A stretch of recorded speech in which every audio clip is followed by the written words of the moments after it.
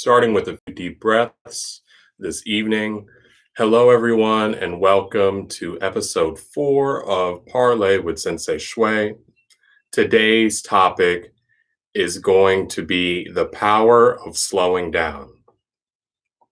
So, what inspired me to put in the power of slowing down is not only this entire situation going on currently, but also how often we're told how we need to speed up. Oh, well, it's Corona time. Everyone's indoors. You need to rush, rush, rush. You need to do this. Or of just literally sitting there and taking a few deep breaths. I know it sounds very stereotypical, but let me bring this argument up for you. Is it truly faster to rush when you drop things on the ground that you know you'll need for later? Much in the same way as if you have this whole thing of laundry in your arms and you keep dropping a sock and you bend down to pick each sock up because you're in a rush, it ends up taking you longer than if you maybe took 2 or 3 trips taking your time or invest in finding the laundry basket. Same thing in life. I see that at this time it's really pushed where it's like, oh well, you got to do this, you got to do this, you got to grind, you got to grind, you got to grind, you got to do this. But I feel like just like the earth is healing at this time, this is a period of time that can be used, that should be used for personal healing first. Because at the end of the day, you could change your external situation, but no matter what, internally, you'll still feel the same way. If you're coming from a lack mindset or a way of comparison that, oh, I need to be successful so I could get this car or get this house or pay this off, what ends up happening when you get there? That's for you to decide and figure out. But look at those people who you see who drive a nice car, but they're always looking at the car that's nicer than theirs, that have the latest clothes of Gucci, but they're looking at the person with the other designer, the one who just went to France, but they're sad because they couldn't afford to go to Switzerland, like, their friends then that's posting online.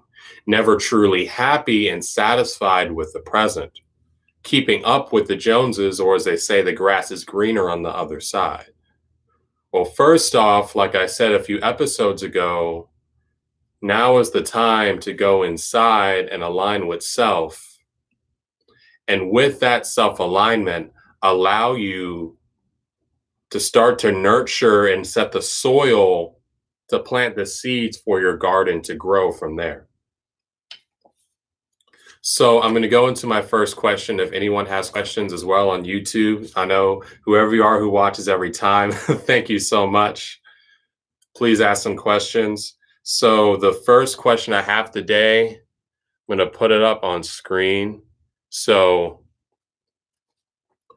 where is the balance between reflecting on the past, planning in the future,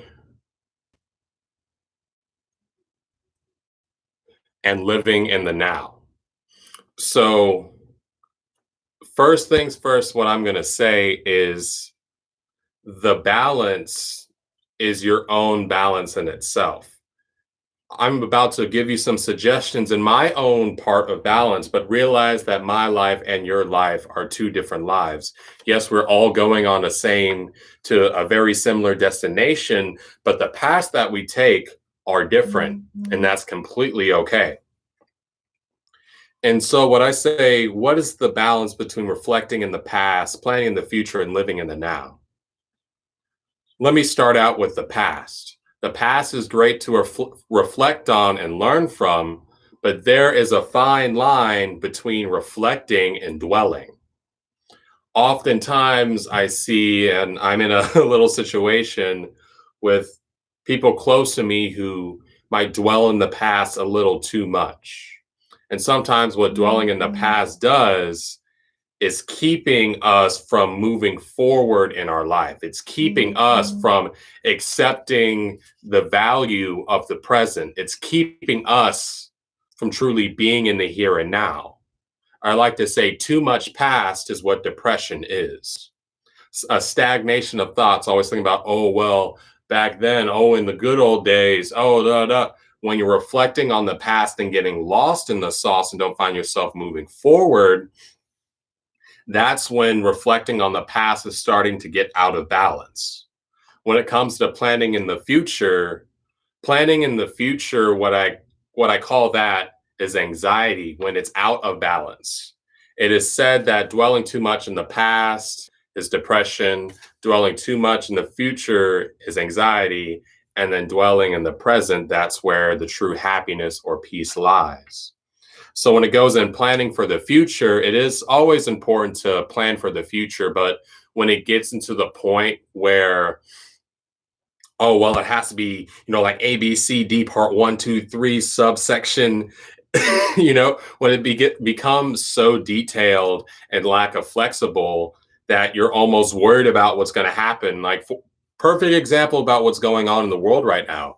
When a huge situation like this comes up, are you going to let a situation that's completely out of our control, completely out of your control, affect the way that you live in the present, which does affect your future? The past, present, and future are all connected because it's not like all happening at the same time, but it all exists at the same time. Yeah, that's a trip right there.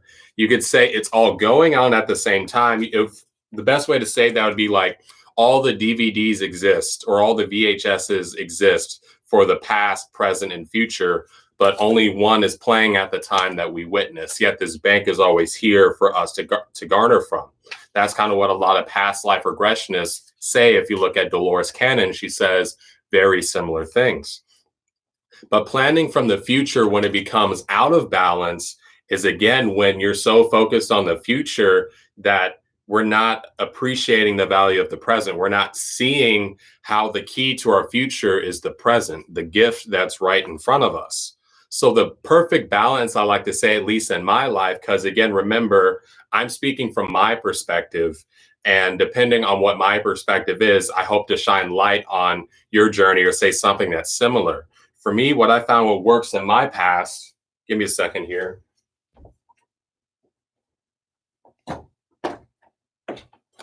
is journaling. So journaling, I'm really big on it, but what I'm bigger on is after you write the words down, you go back and then you read the words that you've written. I've been journaling. This is my dream journal. I find for me, that's the best way because my dreams are telling me, my subconscious is telling me what's going on, plus me experiencing other realities that I'm conscious in. Because again, the human body and the human spirit, not the human body, the human spirit, Merkabah, is a multi-dimensional vessel and vehicle of existence. That saying, the nature of humanity, the nature of humans being multi-dimensional, you have the ability, and many of us are living in different planes of realities and not just as aware of it. Don't you think it's a little strange when you could remember a dream more vividly than you can what you did last week? Well, what truly is the difference between the two? That is a question for you to reflect on and answer. Again, the value of the past is what you write down, the perspective you had in that place and time. When that perspective becomes something that you dwell on, and you could imagine you're walking and you can't even see that you're about to hit a wall, that's when it's an unbalance of the past. But when it could be like, okay, well, I know I'm supposed, there's something coming up here, I'm going to turn this way. Okay, when it's a nice checkup, that's a balance of the past. When it comes to the future, likewise, writing down your I am or your goals for the year or for the sequence or for the new moon coming up on Tuesday night, Wednesday. When it comes to the future, a balance of the future is being focused on this is what I'm working towards. But again, realize that's what you're working towards. It's not like you're holding the carrot in front of yourself of I'm going to be happy when I get here, because at the end of the day, it's your hand that's holding it. You're going to keep walking this and never arrive in that happiness. Because again, happiness is not an achievement. Happiness is a state of being. It is a pursuit, as it says, in the preamble of the United States, life, liberty, and the pursuit of happiness. He didn't say everyone was going to be happy. It says it's something you choose to pursue if you want to pursue it. Likewise, if you're going to pursue it, almost realize that pursuit is not an outward pursuit, it's an inward pursuit within self. When you focus too much on, oh, when I get here, I'm going to be, oh, when I get here, I'm going to be. No, because you hear often, oh, fake it till you make it. I don't like that. It's more be it till you see it. You need to be it in yourself and emote that. And then the inside will reflect out in due time. Be it, be true, be authentic to yourself. Really change the way you're acting, change the way that you're doing to that by being it, not faking it, being true, getting in that space of discomfort until you start to see it and other people start saying that to you. It's like, oh, I guess I really am it. It's not like, oh, you made it. No, you're starting to see it now in your reality. So when it comes to like how you balance all these things, it's always realizing that the present, this is that time space of where you get to use the past to turn that into wisdom for your present. And then that wisdom is used as insight and foresight for your future, because the future plans, if you're holding it out here, you're not going to get there. But if you kind of put that into perspective and it's like, okay, well, I need to do this, this, and this. Okay, that's actually here right now. A journey of 1,000 miles starts with a single step. Don't focus on the miles and get into the top. Just focus on your steps, getting your steps in. One step at a time, 1 minute at a time, not even 1 day at a time, 1 minute at a time. And then kind of plan out your day, have the things you want to do, but don't be so focused on, oh, I got to do this, this, this, this, and this. What I like to say is you got your 3 things for the day to do, right? Because I found myself doing this. I'm not going to walk off and go get it again.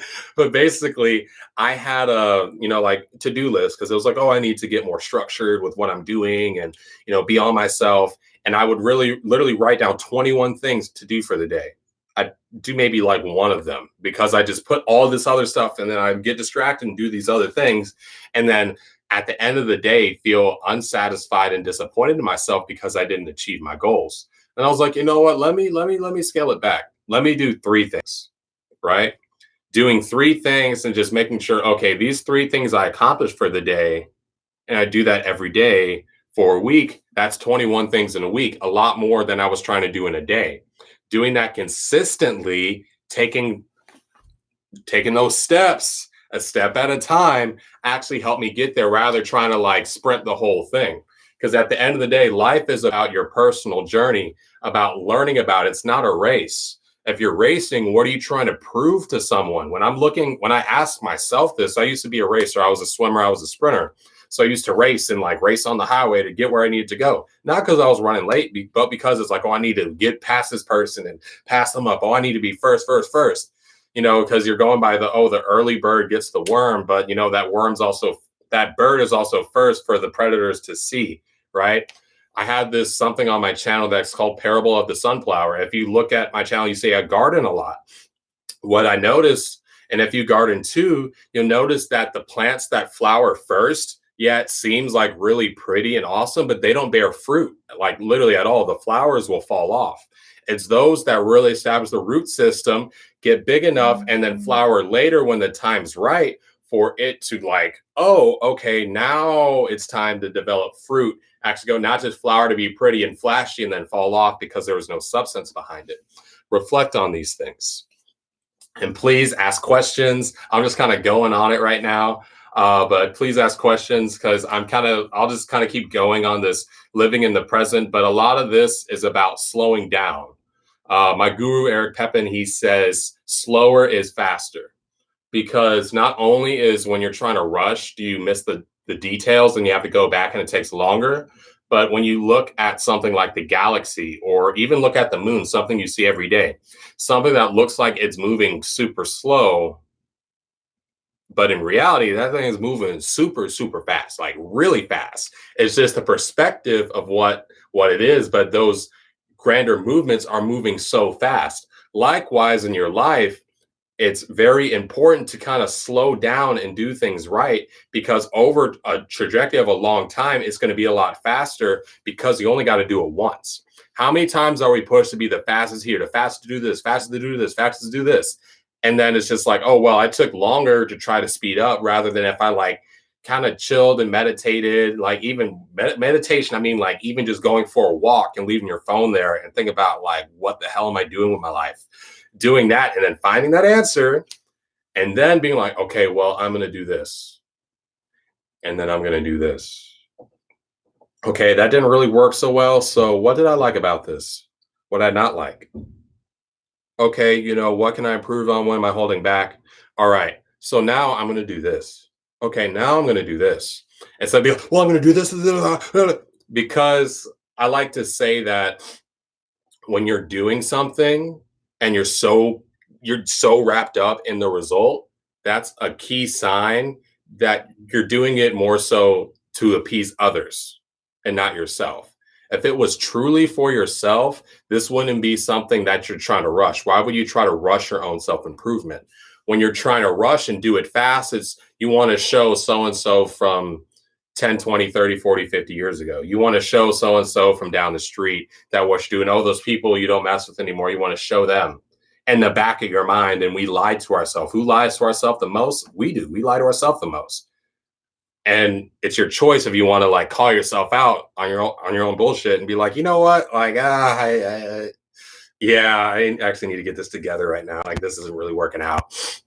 So I need to slow down and do this, because me trying to prove this to someone, like, just like I was saying earlier, like keeping up with the Joneses, doing things to appease people that you really don't even like and don't even like you. What's the point of that? Like, really, like what is the point of doing all that?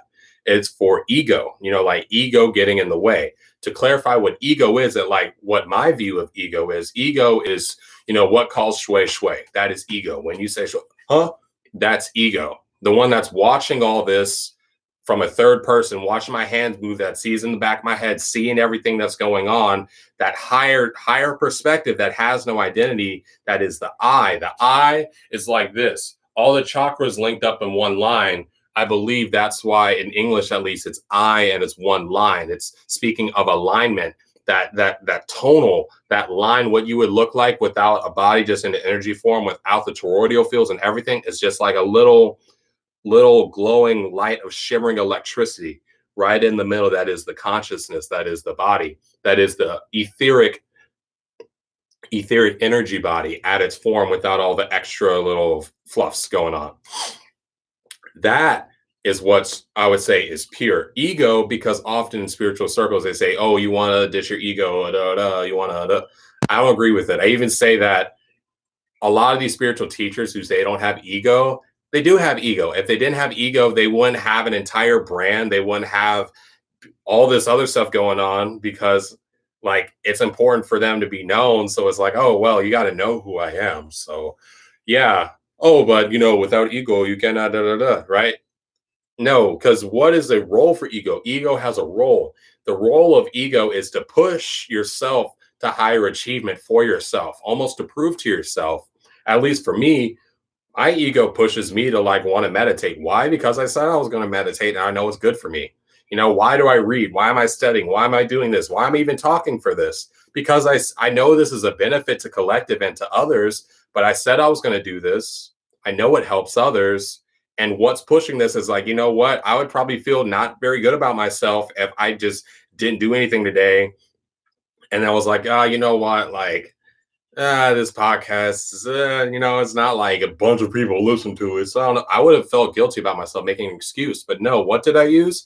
I used my ego to push me to do better things, to push me to accomplish more, to help others. That's what I see what the role of the ego is. When it becomes an issue is when it becomes blinding and it becomes about me. When it becomes about like, oh, well, this is about me and it's going to be my show and No, like that's when the ego starts to blind. That's when the ego starts to blind, when it's more about, oh, well, I prove this and this is what I'm doing and I want you to listen and That's what ego is. That's when ego starts to like be self-damaging. And last week, someone asked, so is ego a masculine or feminine construct? I like to say it's neutral, because it's just something that is, if you ever see, I don't want to take that off the wall, but Merkabah, right? So it's written like a C. Okay, give me a second. I'm going to show you the hieroglyphs so I could explain this. Hold on for a split second. Oh. All right. So you hear me saying this a lot, Merkabah. So Merkabah. Merkabah. All right, this is Giz. So Giz, like Giza, right? So Giza is where Giz comes from, aka known as hieroglyphs. All right. So Merkabah. So this is like the energy body. When you see the Star of David, Star of Saturn, whatever you want to call it, you see me with it's like the two triangles that are superimposing each other with the dot in the middle. With the dot in the middle, that's showing that it's like it's a tetrahedron. That's like kind of showing more what your energy body looks like. I'll be talking about it, you'll see it. But okay, so this is like what light. This is also goes as light, and it's like a box with three waves kind of going. I like to say it's like a light wave box. How so they drew it. Okay, Ka is the shadow man knows his life. So Ka, so when you say Merkabah, so Ka is written by like two arms, right? So this is like the vessel that shadow knows his life. Ba is the bird, right? The Ba is the essence that lives forever and comes not until the Ka is incarnate. This comes from the Emerald Tablets, all right? So for the Ka, what I'm saying about when it comes to ego, what I believe before ego, that word was invented probably less than 100, 200 years ago. All right. So before ego, the Egyptians, the Kemetans were talking about it, the same exact concept. If the Ba doesn't come until the Ka is incarnate, right? If this is the shadow man knows his life, and I see this as it's the vessel is like this right here. The one that essence lives forever is what flies in, a bird that flies in and then animates everything else that's going on.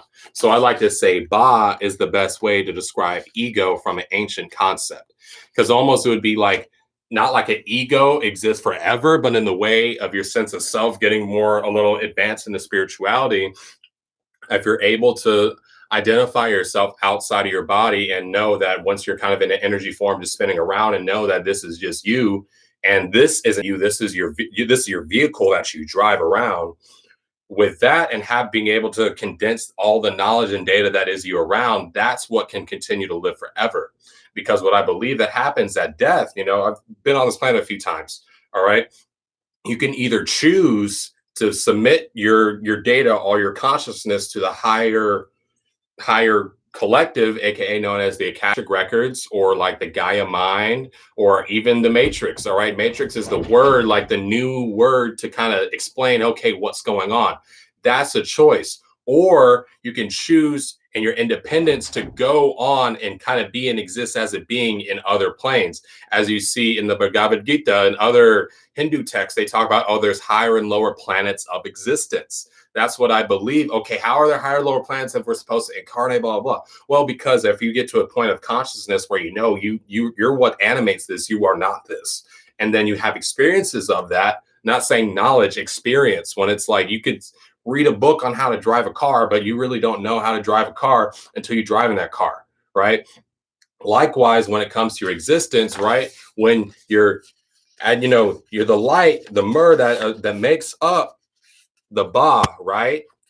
When the Ka comes, the Ka, right? The vehicle, right? The Ka comes, the Ba, and the Ka goes away. The Ba, the bird, right? Or I would like to say the ego in the new words, right? But in the ancient words, Ba, the bird that animates, the bird of light that flies, that you could say is your consciousness, and a vehicle can decide if it wants to go into its own database, right? If you want to go back home to the light, or if your individual light wants to explore other time, space, dimension, reality. It's your choice. That's kind of like what it's about. All right. If anyone has questions, please ask questions, because I'm just kind of going off right now. I'm even getting hot because it's just coming in. But like, for the most part, like what's really important for this is meditation. I talk about this all the time, but especially meditation, it's becoming more popular now. People are familiar with the word, but meditation is just like exercise, right? Because when they say exercise, well, how many forms of exercise is it? Isn't our ego limited by our experiences and being aware of those experiences? So I would say the ego is limited by the experiences, because you got to realize what's processing everything. Your computer or your brain is connecting and processing what's going on. You came in a little late, but what I was talking about earlier is I believe ego, since ego, that word ego is about maybe 100 to 200 years old, but the concept itself pre-existed it. That's why I brought out the geese or the hieroglyphs and I was explaining it. But what I would say, the ego is limited because the computer or the processor that the ego or the Ba processes through in itself is limited. The conscious mind can only process about 30 to 50 bits per second. Subconscious mind, about, I don't know, 30 million or something. I see anywhere from 2 million to 30 million. They're all over the place. But basically, I say the ego is limited because the vessel and the vehicle is limited. I would say that, because so what I was talking about earlier, the concept of I, even the concept of I, what I see it, even the way it's written, since it's one line, it's talking more about the causal energy of all your chakras being aligned. Like what the Kundalini is going around that line that's going in the middle is the I. It's the thing that is able to have consciousness, when you could say when source consciousness is in something, and then it can identify with, oh, I'm like kind of one, but I'm separate, basically to be like, oh, you could say, like, kind of put it into perspective, like the source is the phone. All of us are different apps on the phone that are running identically. Ego is what lets you know. It's like, hey, you know what? I'm like an application on this giant phone that is the universe. And like, this is kind of what I'm doing. And then you could decide to go back to it or explore other planes in reality. But again, kind of to expand on that, the brain is what limits a lot of our experience, especially when you get into like dimensional experiences of wanting to experience other realities or phenomena, or if you've ever had entities and other things connect with you.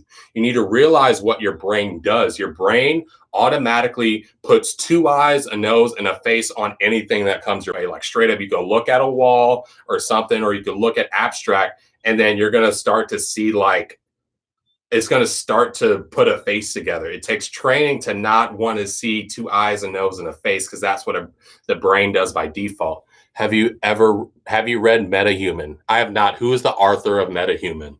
Because it's the time of read and stuff right now, and so I read it. But from the name of it, if you could like tell me the gist of it, because what it sounds like just from the name, it'd be like what humans will be like when synchronicity comes and we start to like link up with computers more so than we already kind of are, but once it's linked to our consciousness, because kind of getting not really sidetracked, but on this, I believe Deepak Chopra. Okay, he writes a lot of stuff. I will drop a quote for you. All right, cool. Thank you, Bianca. Yeah, keeping the conversation going. Grateful, very much grateful. But yeah, I'll just kind of keep talking, or just kind of let the music play. In the replay, there will be music playing for all this. But I'll put that. So MetaHuman, let me write that down. So really? All right. While she drops the quote, I'm going to look for a pencil and write down that so I don't forget it.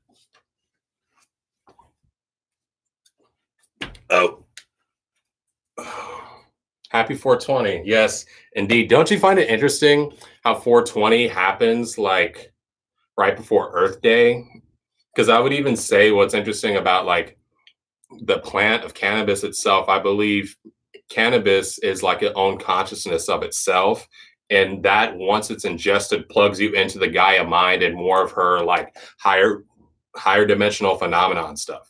That's why when you see people who are under the influence or on it, especially when they're in nature, they actually like care a lot more about trees and nature and stuff, because you kind of realize like, oh shit, like the earth is alive, like plants are breathing and stuff like that. It sounds like, oh, hippie talk, but no, it's like to realize that we are cells on the body that is the planet, and because of that, realize that everything else has roles. We may be the cells, but what are the mitochondria, right? What are what are the blood vessels? What's the liver, right? What are these other roles that makes us everything come together? This is what humanity is becoming conscious of at this time now that we're in, and everything is coming together, is like, oh shit, like we're all in this together. Like literally the trees, the animals, the sea and everything, we're literally all about this. Because if this one part fails, it would just be like the equivalent of like, oh, you'd be like, screw the bumblebees, I don't like that.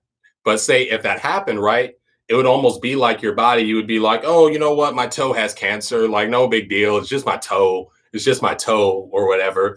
And then like what happens when you ignore it? It spreads because not until you like things start to get bad do you realize, oh, like it's all connected, it's all one. That's what collectively we are getting to be able to knowledge and start to know. Like not just the people within the UK say spiritual mindful circle, but even the people like on TV and stuff, and say the more common quote unquote folks starting to see is like, you know what, all the stuff's connected. We probably should care about our planet and stuff because we only got one planet for right now. You know what I mean? And it's more spreading the knowledge that we are all one, and to live in oneness and to live in unity for those of us who know this, to spread those for those who are in denial, for them to have that same knowledge. Because some of this, I believe a lot of these things happen, like this entire CV situation happened, is for the collective planet, because unfortunately humans are a reactive species. For humanity to react, notice how we are one in this, and then start to address how it is. Because what does this really bring all attention to? It brings the attention to globally how healthcare is actually very important for like humanity. Like it's really important. It's not just like a convenience. It's like, oh, in general, it's like healthcare is important, functioning as an efficient system to be able to like see people and do what it needs to do. Costing and free stuff completely different. But like that's a whole thing. I feel when we are living in the present, we are able to see how we are all one. 100% agree with you. 100% agree. And again, like at this time, I feel like these things were allowed to happen for people to realize that we're all one. You even see it, but unfortunately the media tries to be like, oh, we're all one in fear. And we're like, nah, man, we're all one in love, B. And then it's all just kind of spreading. And then was like, you know what? Like we're all in this together. Yeah, oh, we love each other. That's what's it about, because we're all one in this together. And it's really, if you're conscious of especially how all human thoughts are connected. What's really interesting, if you look up Rupert Sheldrake and his theory of morphic resonance, based how each species has their own like kind of clump of thoughts together, for lack of a better term. Basically what it is like, oh, you learn how to, the best way to say, like, without going into it and saying what he did, explain how many times have you had this great idea, but you didn't act on it, and then you saw it actually as an invention or like a book, or it's in the store, like within 3 to 5 years? That's probably happened to you. All right. Because what that is, it's called morphic resonance. You were probably not the only person who happened at that. All humans share the same database of consciousness at the end of the day, and it has its own geometry to it. That's what he gets into. If you click on his like 10 myths of science, he talks about it briefly, but if you look at his hour and a half talk, he gets into the geometries of it and everything.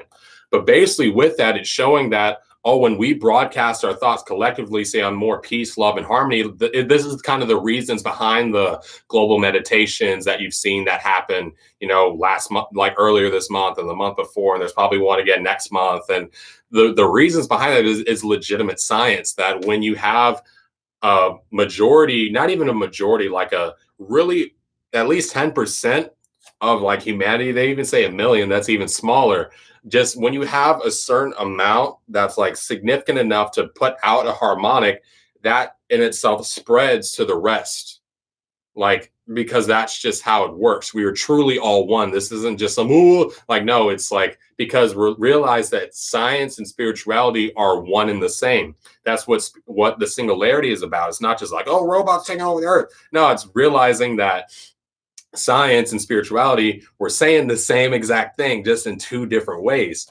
Say spirituality is more of, you would say, like the quantum physics side, except for we're knowing that, like, you know what, like, yeah, thought affects reality, and reality is relative to the experiencer. And so that way, like, your thoughts and what you broadcast actually experiences, like the reality you do, it's actually you could change the way that statistics outcomes come based on the way that the statistician wanted it to outcome. Things like that, same elements in the stars, man. Exactly. Saying we're all made of stardust. We're all the same. And like, we're carbon based, and what about other things on other galaxies and stuff that may be based of magnesium or based of phosphorus? And that's the base building block of where they're from. At the end of the day, we're all the same. What's really interesting that you say we're the same elements as the stars. is what's interesting is when you look at like the ancients and everything like that, and they try to be like, oh, they knew nothing what they're talking about because they said we're made of clay and fire and water. And it's like, wait a second. If you want to get clay and put it in the periodic table of elements, okay, water, I know at least, okay, that's hydrogen and oxygen. I know that's part of this. Okay, fire, that's, you got some carbon in there, right? And then if you get the clay, there's probably some magnesium and some phosphorus and all this other stuff in there. Yeah, it's because I believe, these people, they knew what was going on, but you have to remember, like, the best who like teach this stuff, especially when you look at like Lao Tzu and people like that. What good would he do if he's going to just ramble on in concepts that no one could understand? You got to realize that thousands of years ago, people had the reading level of like kindergarten if they could even read, so you had to be like, oh, creation, we're made of clay, water, fire, and air, and then we're moving through the cosmos, and not gonna be like, oh yeah, so we're made of this compound I saw in a meditation that was like molecular and like smaller than an ant, and they'd just be like, huh? But now it's like, okay, we could say we're made of like nitrogen and oxygen and phosphorus and all this stuff. I believe we've been saying the same things throughout the eons. It's just now that both sides are starting to realize that, oh, wait, we're really saying the same thing. And then once they meet, it'll be just in the same way when it like joins up, where it's like, for those of y'all who want to experience more in the astral projection side of things, who want to experience more in the, you could say, remote influencing side of things, those who want to say like, do other cool like psychic phenomenon that exists. They're called siddhis, or like cities, right? I'm not going to get into that. Just look up into like InterVersity or Understanding, and he got tons of stuff on that. Seven Bomar got a ton of stuff on that. But basically, that you're going to be able to amplify what you're doing is like, thank you. You're basically going to be able to amplify like what you do spiritually based on science, because it's going to be able to be like, okay, so when the heart is doing this and the ions and the auric fields, and so this is how it's going to interact. Just like when you ever watch, like, I watch Marvel movies, my dad likes it. Have you ever watched them flying aircraft? What do they look like when they're flying it? They're not going like this, they look like this. All right, for those who are listening to the replay, they're not using buttons, they're literally in a meditation position and flying an aircraft. If you ever look at this book right here, right? Ancient Secrets of the Flower Life, Volume 2. What he talks about a lot is the Merkabah, the body, right? Ooh, flip right to it. All right. So y'all are ready for it. So the Merkabah, all right. So also what can be superimposed over the Vitruvian man, right? So a lot of the stuff too is what I find, a lot of things they attribute to,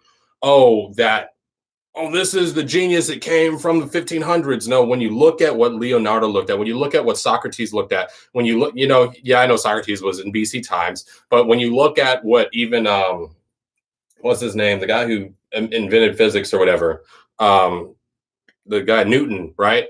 A lot of these people, they studied the Vedas, they read Gita, they looked at like ancient history, and they just brought it into modern day, What causes the real shock is that everything you preview is adjusted. Floating molecules in the garden are adjusted into fragrances. Vibrating airwaves are adjusted into sounds you recognize, identify. There's no escaping. We live in a mind-made world. This is both glory and the peril of being human. Yeah, so I'm assuming that's from MetaHuman. So that sounds really similar to like, I would encourage you to read. It would be called Waking the Immortal Within by Eric Pepin. He gets into that, but he would say a lot more like, he's more, you could say, a simulated reality theorist, but we're all saying the same thing. He's saying the same thing. Elon Musk says the same thing. Neil deGrasse Tyson saying the same thing. We're going to get into it. But Deepak was saying that too. I'm putting it out also for like people on the replay who are listening who want to like kind of re-reference other stuff. But yeah, MetaHuman. Yeah, let me write that out. MetaHuman, Deepak. But so the thing is, when I would say in a mind-made world, I would say for it, I would take it to the next step, and I wouldn't even say it's in a mind-made world. I would say that it's a world that's viewed by the mind, but it's not comprised of the mind. It's what you could say, it's what constructs it. So you could say, yeah, it's a mind-made world, but that's what translated. What's really going on is more so we could be in a black room for all we know, right? And then everything's just being kind of given to us, and we're just sitting on a table and we're just playing a video game right now trying to figure something out. That could be, that's what, you see all these up, like Elon Musk, like, we could be in a simulation within a simulation and like all that stuff. Right? You get into fractal math and things when you make it and you go smaller, like quantum physics, when you get smaller, it gets bigger.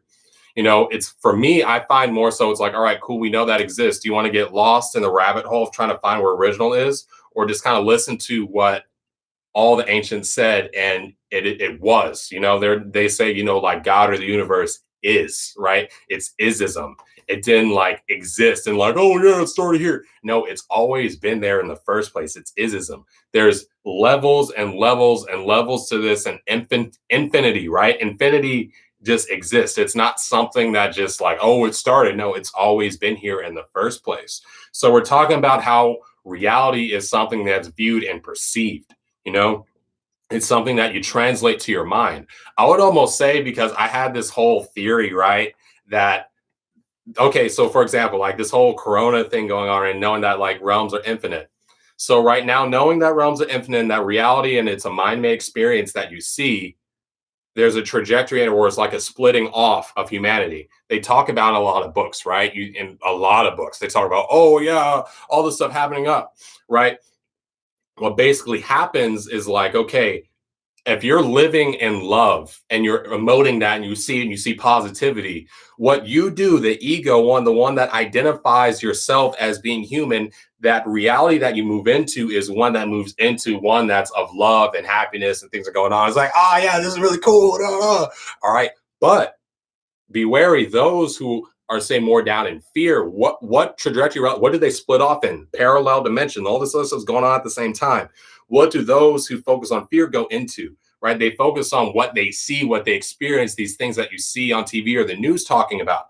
That's a reality that they split off and see. But the trippy part about all this is, since this is like a multi like level, like a baklava reality that we're living in, that your mind perceives, both split off at the same time, and depending on the experiencer, that's what he, she, or it experiences in itself. Even the other characters in that reality go and meet to what occurs. So even for those who go towards love, they experience a completely reality towards love. Even that person that they might have been with or around that was more in fear, and this person say like, so in Shui's reality, I go and then like say K, right? So K might have been in fear, but oh, since on Shui's reality, what K sees is like, oh, K, what I see of K, that I or that persona that is her, and that reality that I split off into, because she's a part of the reality, the perception that I'm seeing, that K is like, oh yeah, happy, no. That's what ends up happening.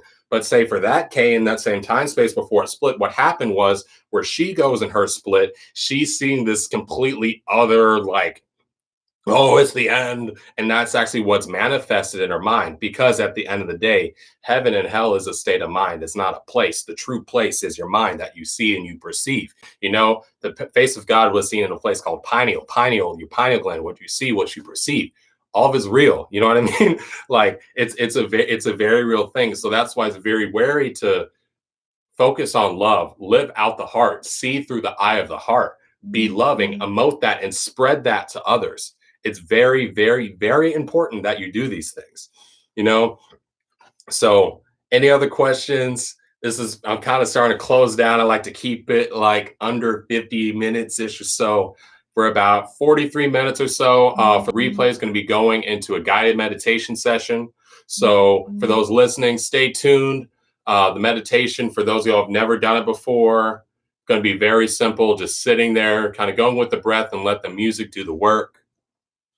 So until then, this was great. Thank you for everyone who watched and who supported. The replay is on YouTube. If this is the first time you've ever watched, just ask me and I could like link you up to it. You could go on YouTube, same as here, SENSEI space SHUI. And you go on SoundCloud, you look up Sensei Shui, and I have it all there, plus all the music. I've been pretty good at it too. So you'll be able to like kind of connect with it. And thank you, Bianca, for wrestling. Welcome. Yeah. Peace and love. All right. Thank you, everyone. Have a nice day. And namaste.